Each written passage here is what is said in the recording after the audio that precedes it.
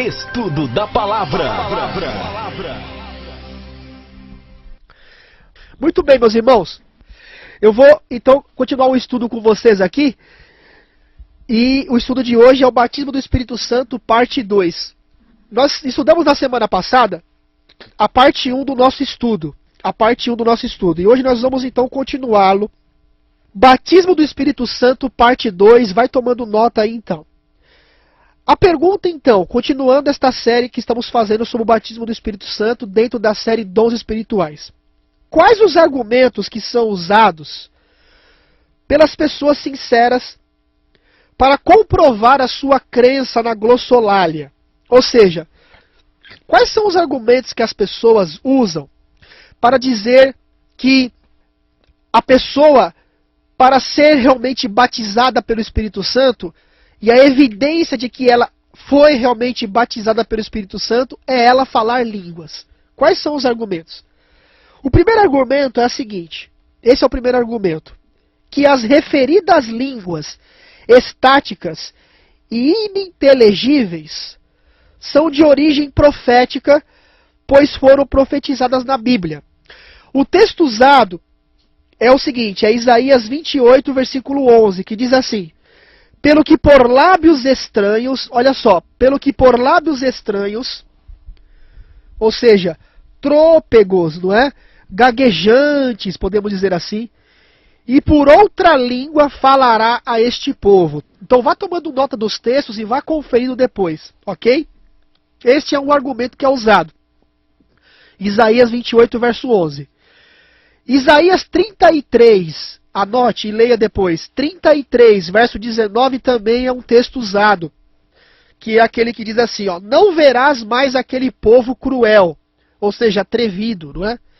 Povo de fala tão profunda, ou seja, obscura, que não se pode perceber, e de língua, veja, e de língua estranha, que não se pode entender.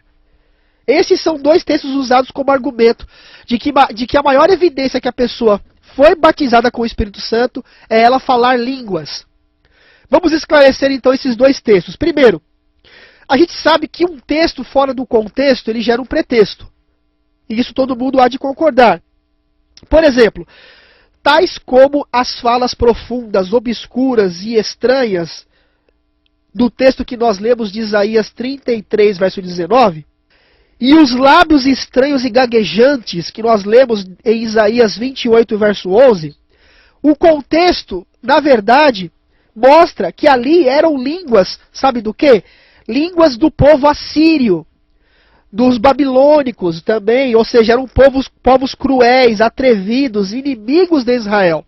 Então o texto de Isaías 28, 11 e de Isaías 33, 19, fala, na verdade, das línguas faladas pelos assírios e pelos babilônicos, e não de uma língua estática ou ininteligível. Não é isso que o texto está dizendo. O segundo argumento que muitos usam é o seguinte, veja só, qualquer um pode ser batizado com o Espírito Santo, mesmo que não faça a vontade de Deus, independente da santificação, segundo a mensagem bíblica do livro do profeta Joel. Esse é o outro argumento. E o texto usado é Joel capítulo 2, verso 28, que diz assim, ó, e há de ser que depois derramarei do meu espírito sobre toda a carne, e vossos filhos e vossas filhas profetizarão. Veja, os vossos velhos terão sonhos, os vossos mancebos terão visões. Vamos esclarecer então esse texto. O batismo do Espírito Santo, nós sabemos, é sempre sobre os fiéis. Sempre sobre os fiéis. O povo de Deus, o seu povo, o povo separado. E não sobre os infiéis. O batismo do Espírito Santo não é sobre os infiéis. Sobre os mundanos, sobre os transgressores, sobre aqueles que desobedecem. Não é. Basta nós lermos, por exemplo, 1 de Paulo, anote e leia, 1 de Paulo aos Coríntios, capítulo 6, versos 9 e 10. Gálatas também, anote e leia, Gálatas capítulo 5, versículo 19 a 21. Ao lermos esses dois textos, veremos que o Espírito Santo jamais será derramado sobre uma pessoa infiel, uma pessoa desobediente, uma pessoa mundana, uma pessoa transgressora dos mandamentos de Deus. Ou seja, como que o Espírito Santo habitaria em homens vis, corruptos, carnais, irracíveis, impuros? É possível isso? Homens idólatras, o Espírito Santo seria derramado sobre pessoas assim? O Espírito Santo encheria essa pessoa dele mesmo, sendo que a pessoa é idólatra, adúltero, ladrão, que pisa na sagrada lei de Deus? Obviamente que você vai dizer que não. Há um outro argumento, o terceiro. Argumentos que eu estou usando aqui por pessoas sinceras, porque essa é a luz que elas receberam, por isso que eu digo aqui essa expressão sinceras, que acreditam que a maior evidência que a pessoa é batizada com o Espírito Santo é porque ela fala línguas. O terceiro argumento é o seguinte, é o argumento de que Deus não olha qual seja a igreja, crença ou doutrina, e que ele prometeu derramar o Espírito Santo sobre toda a carne. Vamos esclarecer esse argumento? Bom, Deus ele faz sim, meu amigo e minha amiga, questão de doutrina. Deus não é um Deus de confusão. Se não fosse assim, por exemplo, Paulo, por exemplo, preste atenção, o apóstolo Paulo não teria recomendado a Timóteo a perseverar na doutrina. Isso está em 1 de Paulo, anote e leia, 1 de Paulo a Timóteo 4,16. Ou seja, se Deus não faz questão de doutrina, se a Bíblia não é verdadeira quando diz que ele não é o Deus de confusão, não importa o que é ensinado aqui, o que é ensinado lá, o que é ensinado acolá, não importa que fala de um jeito, lá fala do outro, um ensina uma coisa aqui, o outro ensina outra coisa lá e o outro acolá, não importa, ele vai derramar mesmo assim. Se fosse assim, Paulo não diria a Timóteo, olha, persevere na doutrina, ou seja, na doutrina bíblica, única, pura, que Deus deixou aos apóstolos, e você está relacionado a essa situação e a esse contexto. Isso tem a ver com você, isso tem a ver comigo. E os evangelhos, por exemplo, as epístolas, não seriam elas, tanto os evangelhos e as epístolas, não seriam de ponta a ponta uma contínua defesa da doutrina? Pense nisso. Por exemplo, Isaías capítulo 66, versos 22 e 23, Isaías 66, 22 e 23, ali diz que toda a carne irá adorar ao Senhor perante ele. Toda a carne, ou seja, isto é, pessoas de todas as nações, tribos, línguas e povos. Não está dizendo aqui pessoas de todas as religiões, de todas as ideologias, não. Pessoas de todas as nações que aceitaram a verdade como ela é na Bíblia, independentemente do que diz a igreja A, B, C ou D. Como assim eu estou dizendo? Não é? É uma contradição o que eu estou falando aqui? Não. Mas em que sentido? Pessoas sinceras que estão em todas as corporações religiosas, mas que vão aceitar única e exclusivamente o que está claro na Bíblia, independentemente de onde ela congrega. Aonde ela está, independentemente do que é ensinado lá, ela vai sempre aceitar o assim diz o Senhor. É sobre estes que Deus vai derramar o seu Espírito Santo. São esses que vão adorar a Deus. O quarto argumento que é usado nessa questão é o seguinte, vamos continuar aqui então. O quarto argumento é esse: como Deus me daria o espírito do mal, se eu em oração e súplica lhe peço o espírito do bem? Este é um argumento. Nós daríamos uma pedra a um filho que nos pedisse pão? Daríamos uma serpente se nos pedisse peixe? Ou um escorpião se nos pedisse um ovo? Esse é um argumento, ó. O texto citado, inclusive, é esse. E qual o pai dentre vós que, se o filho pedir pão, lhe dará uma pedra? Se lhe pedir peixe, lhe dará por peixe uma serpente? E se lhe pedir um ovo, lhe dará um escorpião? Pois se vós, sendo maus, sabeis dar boas dádivas aos vossos filhos, quanto mais o Pai Celestial vos dará o Espírito Santo, aqueles que lhe obedecem. O texto usado é Lucas 11, Evangelho de Lucas 11, versículos 11 a 13. Vamos esclarecer então esse texto? Primeira coisa, a Bíblia diz, e você conhece o texto, vamos ler. Mateus capítulo 7, de 21 a 23. Vamos ver agora o contexto, olha. Nem todo o que me diz Senhor, Senhor entrará no reino dos céus. Olha lá. Muitos me dirão naquele dia, Senhor, Senhor, não profetizamos em teu nome? E em teu nome não expulsamos demônios, em teu nome não fizemos muitas maravilhas, diz o texto. Então lhes direi abertamente, nunca vos conheci, olha lá, apartai-vos de mim, vós que praticais a iniquidade. Então, em nome de quem eles pediram e pensavam ter recebido e praticado os dons? Em nome de quem? Em nome de Jesus.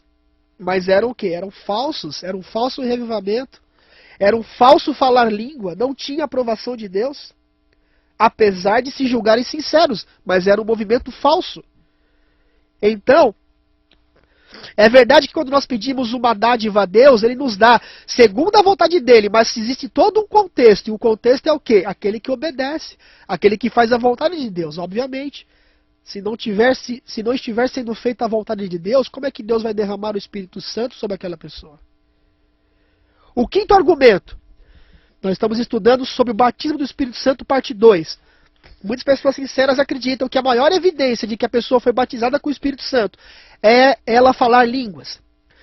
O quinto argumento usado para isso é o seguinte: Cornélio com os seus foram cheios do Espírito Santo, mesmo antes de conhecer a verdade. Olha que ponto interessante. Mesmo antes de conhecer a verdade. E agora?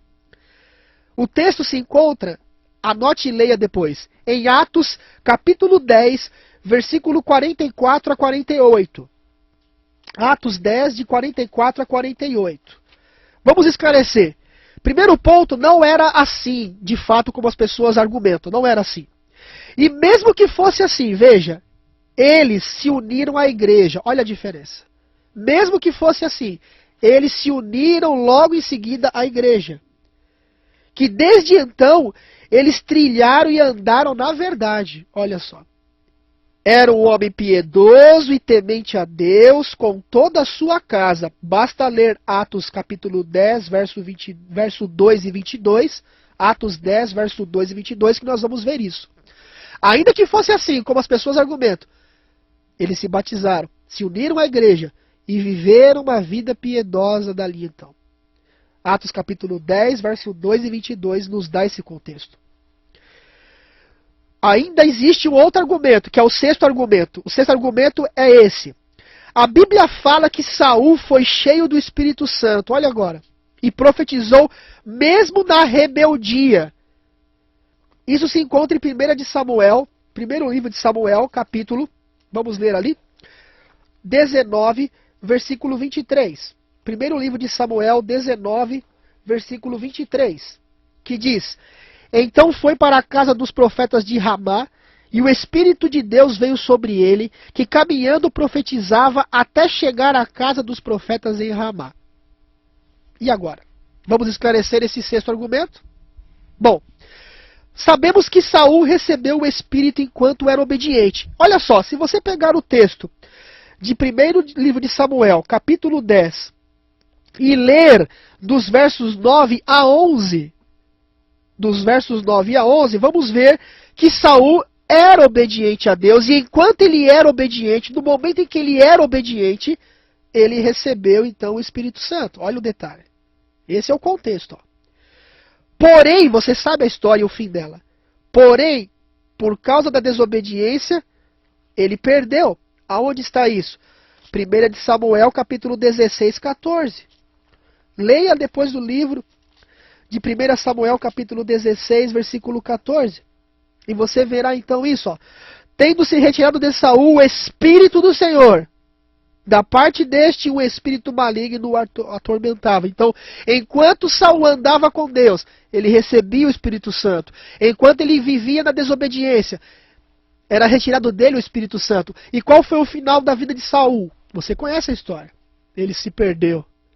Ele morreu perdido. Porque Deus não ouvia mais ele, porque ele estava em rebelião. E ele foi consultar quem? A feiticeira de Endor. E você sabe qual foi o fim dele. O sétimo e último argumento usado é o seguinte: que Deus prometeu e concedeu dons até para os rebeldes, os desobedientes e os infiéis. Será mesmo isso? Salmo 68, 18 é o texto usado. Salmo 68, 18, que diz assim, ó: Tu subiste ao alto, levaste cativo a cativeiro, recebestes dons para os homens e até mesmo para os rebeldes, para que o Senhor Deus habitasse entre eles. E agora? Vamos esclarecer isso? O esclarecimento começa da seguinte forma: errar é humano, não é? Faz parte da vida humana. Mas querer justificar um erro, pessoal, e usando a Bíblia, é até pesada a palavra, mas é verdade. É diabólico e satânico fazer isso. Se você pegar, por exemplo, uma versão de Bíblia diferente da que foi lido agora, pega, por exemplo, a Bíblia na versão revista e atualizada. A gente leu na revista e corrigida, né? Se você pegar a revista e atualizada, olha como ela vem trazendo esse texto. Na revista e atualizada, veja. Levaste cativo o cativeiro, recebeste homens por dádivas, ou seja, presentes. Até mesmo os rebeldes. Veja, levaste cativo o cativeiro, recebeste homens por dádivas. Não recebeste dons, mas recebeste homens por dádivas, ou seja, por presentes, até mesmo os rebeldes. Ou seja, Cristo morreu por quem? Por todo mundo. Cristo morreu por todos. Ele morreu por justos, ele morreu por injustos, ele morreu por fiéis, ele morreu por infiéis. Agora uma questão que fica no ar. O Pentecostes vai se repetir ou não? Será que haverá um outro Pentecostes? Né? O Pentecostes ele aconteceu, como nós sabemos, como um fato singular, como algo nunca antes visto. Foi um fato definido, histórico, foi profetizado para um determinado dia. Será que vai acontecer novamente um outro Pentecoste? A gente sabe que o Espírito Santo ainda não havia vindo sobre a igreja nessa nova dispensação. Não era ainda o tempo do Espírito Santo. Ele teria que vir pela primeira vez, a fim de iniciar o seu ministério na nova dispensação, substituindo a Cristo que ascendera ao céu, não é isso? Agora uma pergunta. Você crê que Deus é como uma criança que doa algo para um amiguinho e logo se arrepende e pede de volta? Uma vez inaugurado o ministério do Espírito Santo, ele vai continuar. Ele vai continuar beneficiando a igreja com sua virtude, seu poder e para sempre. Ou seja, não vai se repetir o Pentecostes, mas ele vai continuar. O Pentecostes continuará.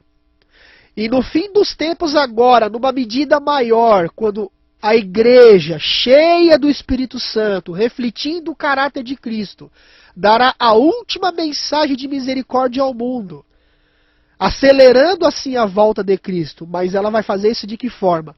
Santificada, com os pecados vencidos, com as tendências eliminadas do caráter. Vivendo toda a luz da verdade. Pessoas de diversas corporações religiosas vivendo toda a luz da verdade. Numa época de crise, numa época de uma geração tão corrupta como foi na época de Noé. O Pentecostes ele virá agora numa forma ampla. Ele continua, mas ele será ampliado. E seremos todos cheios do Espírito Santo. Ou seja, tudo que foi inaugurado com a vinda, não é? Tudo quanto foi inaugurado com sua vinda no dia do Pentecostes continua. E continuará até o fim, meu amigo e minha amiga. Até o fechamento da porta da graça. Quando todos os casos estiverem decididos ou para a vida eterna ou para a morte eterna. Ainda estamos no tempo da unção do Espírito Santo. Você crê que temos que aguardar uma emoção? Um êxtase? Uma segunda bênção? Não é isso. Essa bênção já foi dada, meu amigo e minha amiga, irmão e irmã. Ela foi dada no Pentecostes. O que é preciso é o que? Você fazer o que agora? É você invocar, é você buscar esta bênção. Esta bênção que já foi concedida quando? Lá no Pentecostes. Joel capítulo 2, verso 23, olha o que diz, Joel 2, 23.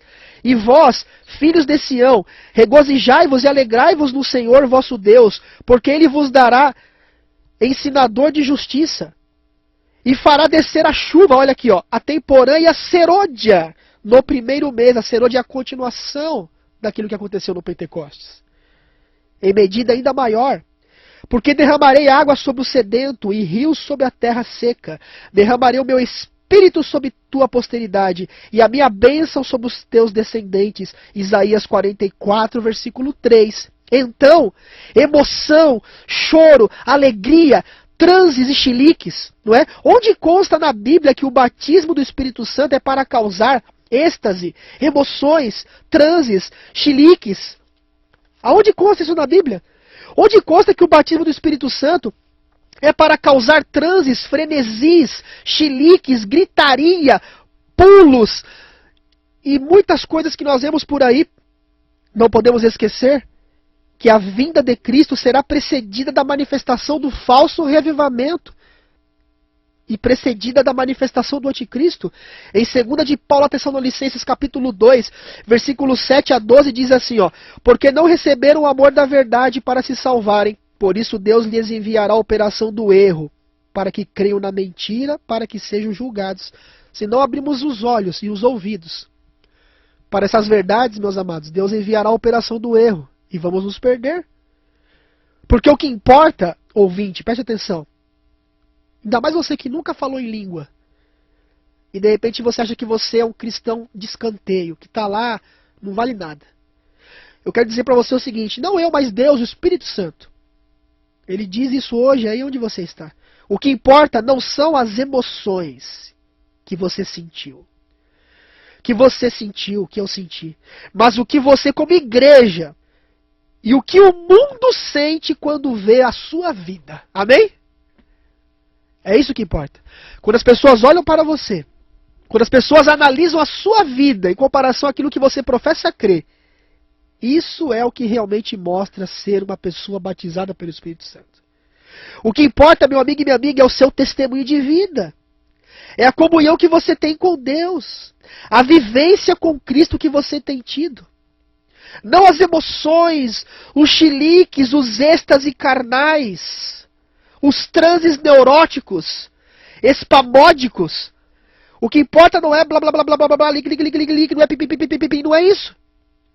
São os que não se entendem. A Bíblia fala: enchei-vos do Espírito. Romanos capítulo 8, versículo 5, eu quero terminar agora. Romanos 8, verso 5. Enquanto outros, preste atenção nesse pensamento, enquanto outros continuam clamando, gaguejando, chileando, gritando, pulando, saltando, enquanto outros continuam suando, espumando, semelhantes aos profetas de Baal e Azera, enquanto outros continuam em convulsões histéricas, em êxtases, em sons desconexos, que chamam de línguas, para você e para mim, calados e humildes, compreendendo a nossa missão, continuemos anunciando em grande voz o Evangelho eterno a toda nação, tribo, língua e povo, mostrando que somos cheios do Espírito Santo, porque a nossa vida é uma vida transformada. E é por isso que muitos foram cheios do Espírito Santo e nunca falaram em línguas. Um deles, Jesus Cristo, foi o mais cheio do Espírito Santo e nunca falou línguas. Porque ser cheio do Espírito Santo, meu amigo e minha amiga, a maior evidência é você ser um verdadeiro testemunho de crente. E é o que está faltando hoje, infelizmente, no mundo. Semana que vem o estudo Dons Espirituais. Não perca. Eu espero ter contribuído. A minha ideia não é magoar e machucar o coração de ninguém, mas contribuir. Porque numa época de crise na qual vivemos, precisamos resgatar a identidade da verdade do Evangelho. Você acabou de ouvir Programa Verdade para o Tempo do Fim. Programa Verdade para o Tempo do Fim. Na apresentação de Alexandre Bernardes.